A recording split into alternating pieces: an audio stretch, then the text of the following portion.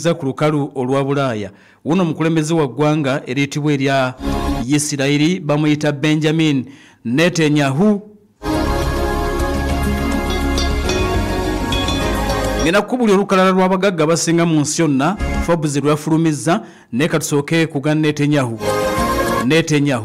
bw'ati agenze mu maaso n'okukyalirako eggwanga etibwa erya Hungary newankubadde ng'aliko natti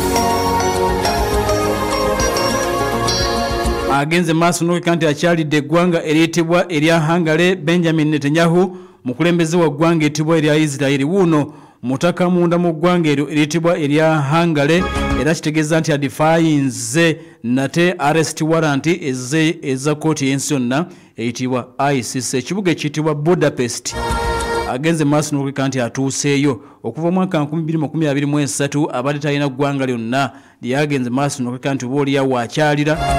Kati Netanyahu ono amaze okutuuka mu ggwanga eriyitibwa erya Hungary ekibuga Budapest newankubadde nga kooti y'ensi yonna egamba nti omusajja oyo wonna w'omulabirako omukwate yali Ssaabaminisita w'eggwanga lino eriyitibwa Hungary bamuyita Viktor Orban.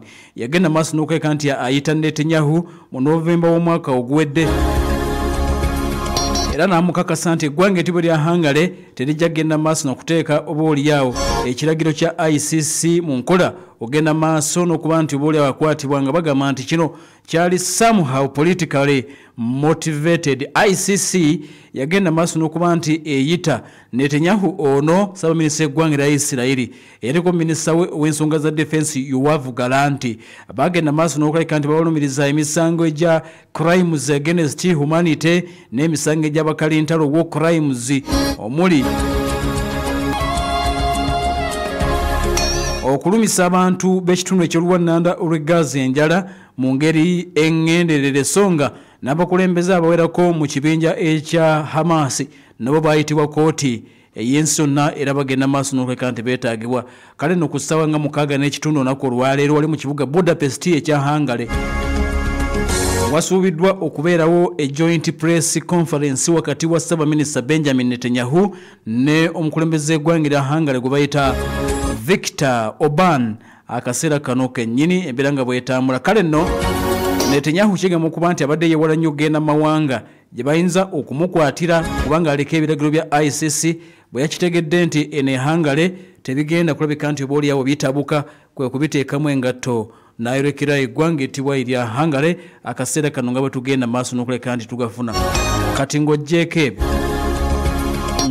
ebyo eggwanga etibwa erya Isirayiri bagenze maaso n'okulabika nti bakubye era ku luno tebakubye Egaza bakubyeyo bassa basubye mu 8 nga bulijjo bwe bakola. Egaza bassa basubye mu 8 naye Isirayiri efisizaawo obudde n'egende kule ennombe eziwerako mu ggwanga lya Syria ekubye ekibuga kye bayita Damascus ekikulu ne bakuba n'ekibuga ekiyitibwa Hama. Zibadde ennyonyi z'eggwanga lino eriyitibwa erya Isirayiri be balumbye capital eya Syria Damascus Central Province eye Hama ne bagenda maaso n'okulabika nti bazikubye okamala. Omukutu oguyitibwa Syrian Arab News Agency SANA agutegeezezza nti mu kaseera kano abasajja bayitibwa Abayisirayiri ababadde batagetinze Scientific Research Center esangibwa mu kitundu ekiyitibwa Bauze kumpi n'ekibuga ekikulu era kumpi n'ekisaawe ekyennyonyi mu kibuga ekiyitibwa Hama. A statement efulumiziddwa amagye aga Isirayiri baba tebakonfaminza obulumbaganyo obukoleddwa ku ggwanga eriyitibwa erya Syria ne bategeeza nti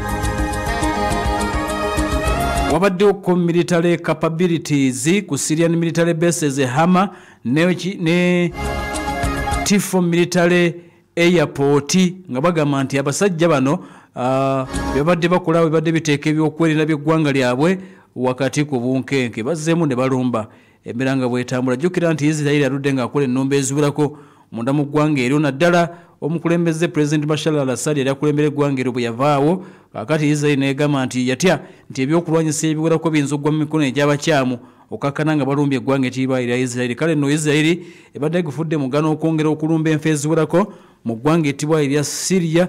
Ku mulundi guno balumbye ekibuga ekiyitibwa Hama n'ekibuga ekikulu Damascus. Gwanga ku gwanga. Gwanga ku gwanga.